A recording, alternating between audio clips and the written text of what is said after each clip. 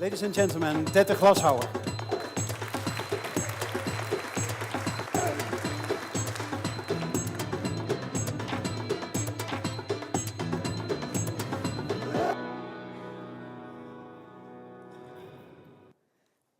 March 12, 2002, I get very grumpy. I'm in a meeting and we talk about money.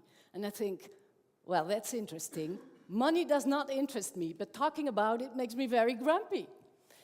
That same night, I call my advisor and she tells me, if you really want to know what money does to you, keep a diary and write down everything you feel with every euro you spend. So I do what she tells me, but every time I write down, I do not want to feel this. I do not want to feel this. So I think, let's forget about it. 7 years later, my theater company gets closed down, and that gives me a lot of time. And it so just happens in that year that I hear about a money workshop in Oslo. So I go. But again, I don't like it. And again, I think, let's forget about it. The year passes by, and without my theater company, I really don't know what to do in my life.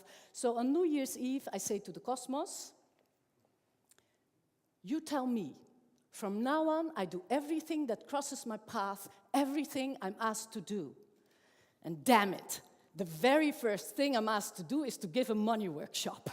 I think, well, this is not love at first sight, but apparently I'm hooked. Now I have to go into it. But what turns out, I'm blown away. Money is really my thing.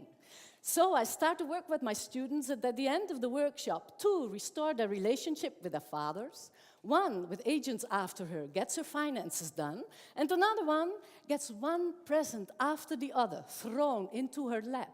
Is there anyone who ever pays with time banks or barter or lets? I guess there must be some people here. Here I have a shack from the Lets in Amsterdam called Noppers. Now, if I want to pay my cleaning lady, I write down 50 Noppers. And you might ask yourself, what actually is the difference between 50 Noppers and 50 euro? Well, 50 euro is money made by the bank, made by debt. The bank does not hide it. It's written on a dollar bill. Maybe you can read it with me. Very small. This note is legal tender for all debts, public and private. Without debt, there is no money. You know, if you go to the bank to borrow money to buy a house, let's say 200,000 euro, the bank expects you to work for double the amount the next 30 years. You sign for that. And maybe you think that the money you borrow is something real, but only 5% of all financial transactions is about something real, about buying a bread or having your car fixed or go and see a psychiatrist. The other 95% is speculation, making money on the money system, some kind of air. Well, that money is lent to you with interest. So you are sent into the world to compete with others, to not only bring back these 200,000 euro, also the interest, which is easily another 200,000 euro. This is how you pay double the amount for your house. But what for? And all this interest has to be earned by the community every year, again and again, so the pressure gets stronger to produce and consume more and more, because it has to grow every year more, like some kind of swelling tumor. With Noppers, that's different. Noppers is not made by the bank, but by the community. It's complementary money. And there's no debt, so no interest. Simple. Interest has not existed for that long, maybe a few hundred years, and it has made possible a lot. Without interest, there would not have been an industrial revolution. Without interest, the West would not be rich. But this compulsion to grow, which is inherent in interest, makes our world, our Earth, grow out of this mold. So, we are standing at the abyss of a dying Earth with an overpopulation. You know, it never happened before that there are that many people walking on the planet who are 65. When something like pension was invented, people did not reach 48, let alone 65. 2/3 of all people who ever made it to 65 are living now, all together, at the same time. So, we have a dying Earth and overpopulation, And a money system that really does not solve our problems, but instead needs to produce more and more with preferably less and less people. In the past, when horses were not needed anymore for the agriculture, we could let them die. But what are we going to do with the surplus of non-productive people? With complementary money, that works differently. No one is redundant. It is 1929. The crisis breaks out. We are in Austria, in a place called Würgel. Unemployment is big, the economic misery terrible, but they have a mayor. Mayor Unterguggenberger, Michael Unterguggenberger. And he has heard about complementary money, money on which no bank needs to earn. They circulate it amongst themselves and spend it within a month, and this way they keep each other employed. It works great. Within a year, no one is unemployed anymore. And with this local money, even swimming pools are built, ski slopes made, new roads paved. The wonder of Würgel, they call it. Great economists come to visit this wonder. Politicians from everywhere want to imitate it. But then the banks are afraid to lose their power. The government intervenes. Counterfeit, they call it. The experiment is nipped in the bud, suffocated, it's forbidden. 3 years later, Hitler gets into power. Well, this is history. But what I like is that nowadays, on all kinds of places, again, complementary money communities are blossoming. Here I have a Brixton pound, and Brixton is a part in London, and with their local money, they blossom again. And there are parts in South Africa, Dubai, Brazil. I want to visit those places, but more about that later. I have just put on something. You like it? I thought I would put on something from the time in which money, as we know it, actually started. It is 1602.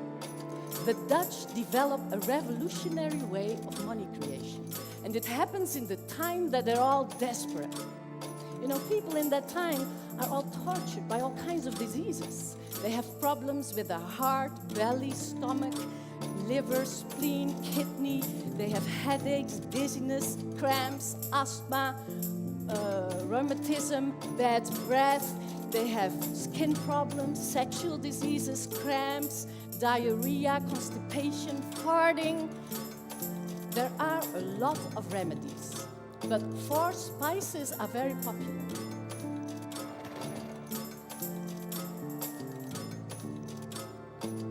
I made a little installation for you with pepper, nutmeg, mace, and cloves. In the middle hangs white pepper, because that's the most expensive one. Now, if you have a stomach ache, you do the pepper cure. The first day you eat 1 pepper, the second 2 peppers, the third 3. Well, it goes on till the 7th day, 7 peppers on your empty stomach. And if it's not solved, but then you build it off. So the 8 day 6, the 9 day 5 goes on till 13 days, and this is only for rich people, because pepper is very expensive. Peperduur, we say in Dutch. Expensive as pepper. For a lot of money, the Dutch have to buy this from the Spanish and the Portuguese. But then the 80 years of war with the Spanish breaks out. They get no more peppers, no more spices. The Dutch are totally desperate. What to do with our pharmaceutical industry? There's only one solution: to sail the big oceans themselves. What a mentality. And this is the birth of the Dutch East India Company. But who is going to pay for that? There is no king to finance it. The solution they find is revolutionary. Everybody is allowed to invest. And this is how shares come into being in Holland. Men, women, widows, maids, farmers, carpenters, bakers, everyone puts in money and hopes to get it back with profit. But at the agreed time, they do not get it back. What now? Time for another invention, selling stocks to each other. And this is the birth of the stock market.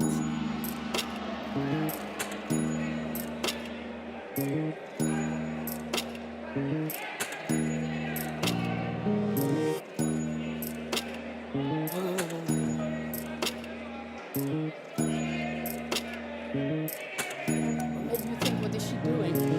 But this is how it goes at the stock market at that time. And tourists come from everywhere and cannot believe their eyes. You know, we know Wall Street. We are used to images of desperate traders or excited traders. But for that time, this was a totally new phenomenon. Keep the price high systematically, create scarcity, corruption. Actually, money has never interested me. Men cost money. Men have cost me a lot of money. You know, money used to be a man's thing. My mother was thrifty and my father spent it, and they both thought that was okay. And when I had a boyfriend, he started a band and he had no equipment, so I said, well, here's my money. And because money has been a man's thing for so long, many women just do not want to think about it. But how much do we pay for that? All these men on television, for example, right? I mean, you put on the TV, you start to zap, all men. Do not think they do that for free. Men are good negotiators. All men strutting their stuff on TV does cost us loads of money. I know a couple who earns loads of money, but they were not happy at all. So they did some research. And what did they find out? They had crossed a line. And this graph shows you how. Here you see happiness, and there you see money. And you see, the more money you earn, the happier you are until you earn 58,000 euro a year. Happier you cannot be. But for my friends, it was not easy to go back to 58,000 euro a year because they got caught by the spirit of desire. And scientific studies prove how powerful the spirit of desire is. The spirit of desire always wants more. More money, better sex, more love, those new shoes. And of course, it's good to stop and ask yourself, what is it that I actually want in life? But the spirit of desire cannot stop. It needs to go on desiring, and that makes you very unhappy. And that you can see here. Here you see happiness, and there you see spirit of desire. And you see you just only need this little bit of spirit of desire, and you are at point zero, and a little bit more, and you're very unhappy. So, my friends go into therapy, and the therapist tells them one thing. Write down all you have and feel how that feels. Well, at first they have to laugh about it. It was a silly question, but yeah, since they paid a lot of money for this session, they do their homework. They write everything down, and it's very fulfilling. They never felt so rich. And the therapist also tells them that you can compare money to food. A good diet works best if you taste your food, if you enjoy what you eat. Then somewhere in your stomach a sense arises, now it's enough. It's the same with money. Enjoy your purchase, feel your richness, and understand there is enough. And know that the spirit of desire will always be there. Yes, sometimes it will short-circuit with a primitive, instinctual stuff in your brain. It will short-circuit with your reptile brain. You think you really need those shoes. You cannot put things in perspective. Even if you have $4 million on your account, your primitive instinct tells you you need 8 million, otherwise you will not survive. What do I say? You need 16 million, 32 million, 64 million, 128 million, 256 million, 512 million, on to 1 billion 24 million, on to 2 billion 84 million, on to 4 billion 96 million. Actually, money has never interested me. But what do you feel when you think about money? Someone asked me. Fear, I said. Fear that there's not enough. Fear I'm not worth it. Fear I am a loser. You know, I prefer to not think about it. I do not need that much. I am above it all. Well, she said, if that is your relationship with money, nothing will ever come of it. And then I thought, relationship? Relationship? That's interesting. I never thought about money that way. Suddenly, the penny dropped. I behave towards money the same as I do in a relationship when I feel hurt. I shut down, gridlock.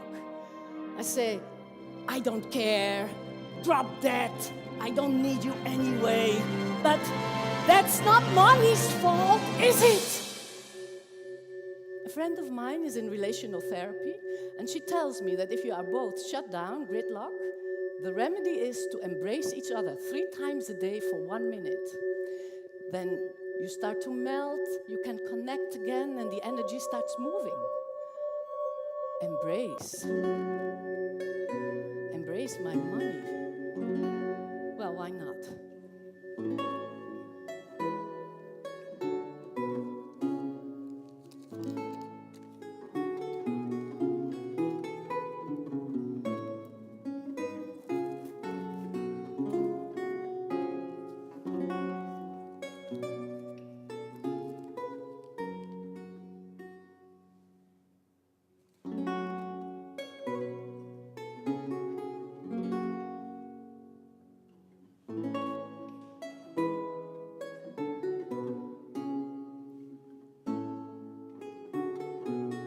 Never seen you for who you are. Never felt any respect for you.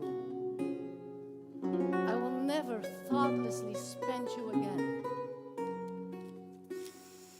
They say you stink, but who ever smelled you? Because of you, murders are committed, but you can't help that. How much pleasure have you given me? That I have to acknowledge. I will acknowledge you when you come to me.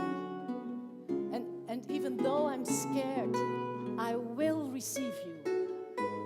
Wait.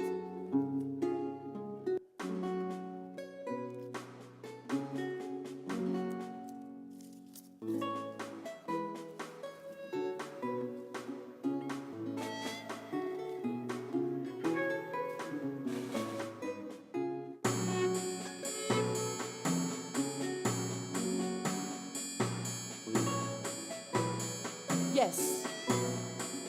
Yes, I will. Yes, this is what I want. Yeah, that feels good. A little bit uneasy, but yes. Wait, I hear something. More. More. That's the spirit of desire. Right now my relationship with money feels so good. More. More. Stop, spirit of desire. Stop meddling in my relationship with my money. More. Stop. Oh, people, watch out for the spirit of desire. He tries to stir us up in different tongues. Look around, he says. They are all so happy, but they do have more, more, more. And then I get so confused. He says, now that your relationship with money is so good, you have to increase. More, more, enough! I want my money for its own sake, for its unique character. More, more, stop! But I only want to help you, because you are not at all yet at 58,000 euro a year. And how are you ever going to make that amount of money? People, if you want to know how this ends, invest. Buy stock in my next part. Do it now. And support my search for money and complementary money from South Africa till Dubai, from Belgium to Brazil. And follow my adventures live on my website, www.detteglashouwer.com. Thank you very much.